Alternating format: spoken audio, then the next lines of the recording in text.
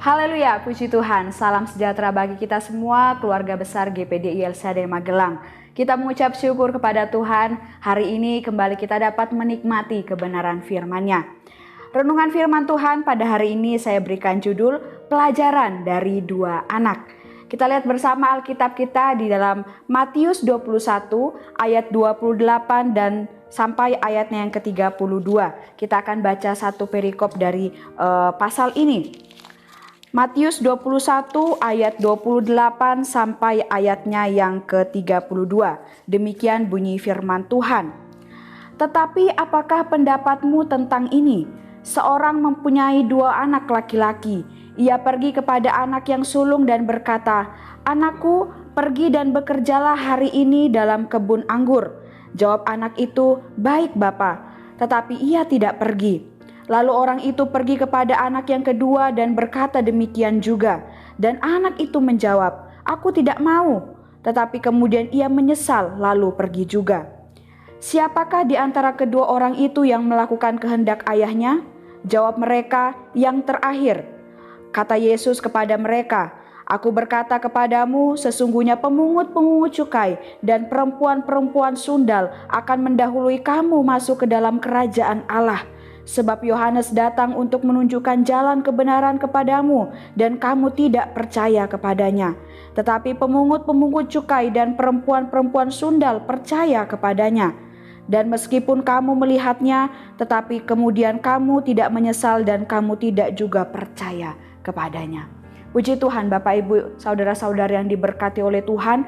Dalam perikop ini Tuhan Yesus menyampaikan sebuah perumpamaan mengenai tentang dua orang anak yang disuruh bekerja di kebun anggur oleh bapaknya. Pada awalnya tujuan dari perumpamaan ini adalah untuk menunjukkan bahwa orang-orang yang tidak mengenal dan tidak mau menerima jalan kebenaran yang ditunjukkan Yohanes Pembaptis pada masa pelayanannya akan dapat dipermalukan oleh pemungut cukai dan perempuan sundal. Mengapa dikatakan demikian? Karena pada saat itu ketika Yohanes Pembaptis datang menyampaikan kebenaran, yang menunjukkan jalan kebenaran, banyak orang yang tidak mau menerima, tapi justru orang-orang seperti pemungut cukai dan perempuan sundal inilah yang menerima ajaran Yohanes Pembaptis dan mereka percaya. Oleh sebab itu dikatakan pemungut cukai dan perempuan sundal justru dapat mempermalukan orang-orang Farisi, ahli-ahli Taurat pada saat itu. Karena mereka yang menerima kebenaran, mereka yang percaya kepada kebenaran, dan merekalah yang dapat masuk ke dalam kerajaan Allah. Karena mereka sudah menerima kebenaran yang disampaikan oleh Yohanes Pembaptis. Dan di dalam perumpamaan ini jika kita perhatikan, di sana menggambar ada dua orang anak yang dipakai sebagai perumpamaan, yang digunakan sebagai gambaran. Yang pertama, anak yang hanya berkata-kata tetapi tidak melakukan. Nah, ini anak yang pertama ya. Kemudian yang kedua, anak yang kedua ini awalnya menolak ya. Dia membantah perkataan ayahnya. Dia benar-benar tidak mau mengikuti pada awalnya, tapi kemudian dikatakan akhirnya dia menyesal dan dia melakukan apa yang ayahnya perintahkan. Nah, ini adalah anak yang kedua. Kedua anak tadi tidak luput dari yang namanya kesalahan, Bapak Ibu. Yang satu tidak menepati janjinya atau dia berbohong. Dia berkata dia akan melakukan, tapi pada kenyataannya tidak demikian. Dan anak yang satunya lagi, awalnya dia menolak. Bahkan dengan kata-kata yang tidak sopan dia membantah ayahnya. Tetapi kemudian dia menyesal dan mau melakukan perintah ayahnya. Nah, kemudian di dalam perumpamaan tersebut Tuhan Yesus memberikan pertanyaan, melontarkan pertanyaan. Yang mana yang lebih baik dari kedua anak itu? Yang anak yang pertama atau anak yang kedua? Nah, pertanyaan ini bisa langsung terjawab. Ketika Tuhan Yesus menyampaikan perumpamaan, orang-orang yang ada di tempat itu pada saat itu pun langsung dapat menjawab. Ya, mereka memilih anak yang kedua yang lebih baik, sebab tindakannya lebih baik ya, karena meskipun awalnya dia menolak, tapi dia mau menyesal, dia mau mengakui kesalahannya dan dia mau melakukan apa yang menjadi perintah ayahnya. Nah, Bapak Ibu saudara-saudari yang diberkati oleh Tuhan, dari perumpamaan Tuhan Yesus tentang dua anak ini, ya, apa yang dapat kita pelajari yang juga dapat memberkati kehidupan kita? Kita melihat dari kisah dua anak ini, ya, kita belajar bahwa dua anak tadi sama-sama diberikan hak dan kewajiban.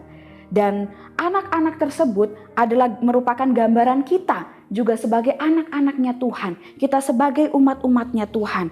Kedua anak tadi memiliki seorang ayah yang sama, yang melambangkan bahwa Allah yang kita sembah itu adalah Bapa bagi segenap umat manusia. Dan kitalah anak-anaknya Allah. Kita melihat di dalam Maleakhi 2 ayat 10, di sana firman Tuhan berkata, "Bukankah kita sekalian mempunyai satu Bapa? Bukankah satu Allah menciptakan kita?" Di sana dikatakan bahwa Allah kita sama dan Dia adalah Bapa kita anak-anaknya. Ada hal-hal baik yang semua orang terima dari Allah Bapa dan semuanya itu sama rata, Tuhan memberikannya sama rata. Tetapi ada juga kewajiban-kewajiban yang diperintahkan Allah sama rata juga bagi setiap kehidupan manusia. Kedua anak tadi disuruh melakukan hal yang sama, Bapak Ibu. Kita perhatikan dalam perintah yang diberikan oleh ayahnya. "Anakku, pergilah dan bekerjalah hari ini dalam kebun anggur." Dua-duanya menerima perintah yang sama. Dan ini pun yang juga Allah berikan dalam kehidupan kita. Allah menghendaki anak-anaknya untuk bekerja, ya, melakukan kehendaknya. Meskipun di kita sudah dikatakan sebagai ahli waris kerajaannya, tapi Allah tetap meminta kita, memerintahkan kita untuk bekerja. Dan semua tugas kita sama. Kita memiliki hak dan kewajiban yang sama dari Tuhan. Nah, namun sayangnya Bapak Ibu, ada perbedaan di dalam tabiat, sifat, dan sikap manusia. Sehingga ada yang mau melakukan, ya, kewajiban yang Tuhan berikan. Ada yang mau melakukan, tapi ada juga yang tidak mau melakukan. Lari dari perintah yang Allah berikan. Saya yakin dan percaya kita semua sadar bahwa kita harus menjadi anak-anak Tuhan yang taat kepada Bapa kita. Apapun berkat yang diberikan oleh Bapa harus kita terima dengan sukacita. Tetapi perintah dan kewajibannya juga harus kita terima dan kita laksanakan dengan sungguh-sungguh. Karena itu semua diberikan Allah Bapa kita sama rata, kita semua menerimanya. Nah, jadi jangan ada yang berpikir atau menganggap, "Oh, saya tidak diberkati oleh Tuhan, tidak seperti dia," dan lain sebagainya. Tidak demikian Bapak Ibu, sebab semua orang ada berkatnya masing-masing dari Tuhan. Tuhan sudah mengatur semuanya indah, tapi juga kita harus ingat bahwa ada perintah firman Tuhan yang sama rata yang juga harus kita kerjakan dalam kehidupan kita. Dan kita tidak boleh pilih-pilih firman Tuhan, kita tidak boleh pilih-pilih perintah Tuhan mana yang mau kita lakukan, apalagi sampai kita kabur dari kewajiban kita melakukan firman Tuhan itu. Nah, ini hal yang pertama. Kemudian hal selanjutnya dari perumpamaan dua anak ini, apa yang dapat menjadi pelajaran bagi kehidupan kita? Kita memperhatikan Bapak Ibu bahwa orang yang mau bertobat itu pasti akan diterima oleh Allah. Kita lihat ayat 31 sampai ayat yang ke-32. Di sana ketika Tuhan Yesus bertanya, mana yang lebih baik, anak yang pertama atau anak yang kedua? Dan mereka memilih anak yang kedua, dan kemudian Tuhan menjelaskan, Tuhan Yesus menjelaskan dalam perumpamaannya tersebut. Anak yang kedua tadi pada awalnya dia langsung menolak ayahnya, membantah perintah ayahnya. Tapi kita melihat dia menyesal dan dia mau melakukan. Anak kedua ini digambarkan Tuhan Yesus sebagai pemungut-pemungut cukai dan perempuan-perempuan sundal tadi. Mereka adalah orang yang kehidupannya banyak melakukan hal yang tidak baik dan tidak disukai oleh banyak orang. Tetapi mereka mau bertobat, mereka mau berubah, mereka mau meninggalkan segala kehidupan mereka yang awalnya tidak baik dan mereka mau menerima jalan kebenaran di dalam Tuhan Yesus. Nah, meskipun mereka telah hidup dalam kejahatan sebelumnya, tetapi Tuhan tetap menerima mereka sebab mereka mau bertobat. Bahkan mereka dapat masuk dalam kerajaan Allah karena mereka mau berubah dari perbuatan mereka yang tidak berkenan di hadapan Tuhan. Jikalau seseorang sungguh-sungguh mau bertobat, meninggalkan segala dosa yang pernah dilakukannya, maka ia akan diampuni oleh Tuhan. Tapi jikalau orang benar justru berbalik dari kebenarannya, maka ia pasti akan ditolak, dia akan ditentang oleh Allah. Nah, inilah kebenaran firman Tuhan. Ya, orang yang melakukan pelanggaran tapi kemudian menyesali dan mau memperbaikinya, sungguh-sungguh bertobat, ia akan dianggap telah melakukan kehendak Allah. Karena yang Allah inginkan adalah manusia kembali kepadanya, dan dia pasti akan diterima lagi oleh Allah. 1 Yohanes 1 ayat yang ke-9, di sana firman Tuhan berkata, "Jika kita mengaku dosa kita, maka Ia adalah setia dan adil, sehingga Ia akan mengampuni segala dosa kita dan menyucikan kita dari segala kejahatan."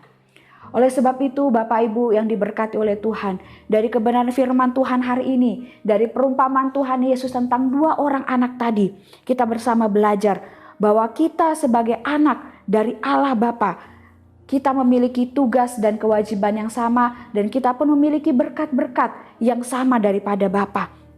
Kita pun juga harus belajar ya untuk senantiasa menjadi anak yang taat, mengikuti setiap kehendak Bapa kita, apapun yang diperintahkan kita ikuti.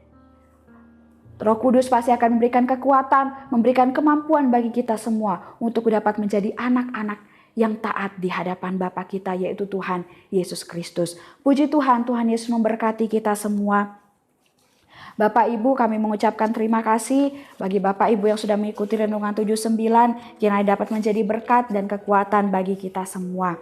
Bagi Bapak, Ibu, saudara-saudari yang ingin didoakan untuk pokok doa tertentu atau ingin menceritakan kesaksian baik mujizat, kesembuhan, pemulihan masalah keluarga dan lain-lain, dapat disalurkan melalui chat WhatsApp di nomor 0813 2742 0088. Mari kita akhiri renungan firman Tuhan ini dengan berdoa.